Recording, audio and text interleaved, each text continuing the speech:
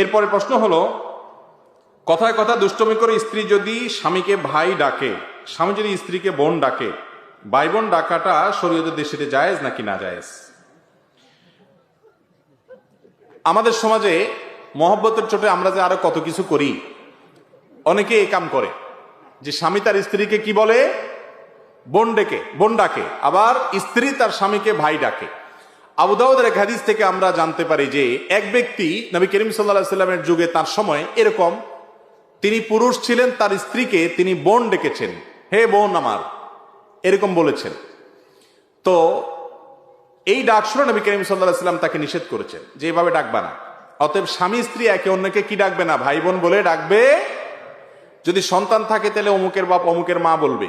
কথার কথা ছেলের নাম আব্দুল্লাহ, তাহলে স্বামী তার স্ত্রীকে বলবে আব্দুল্লাহর মা, আর স্ত্রী তার স্বামীকে বলবে কার বাপ, আব্দুল্লাহর বাপ।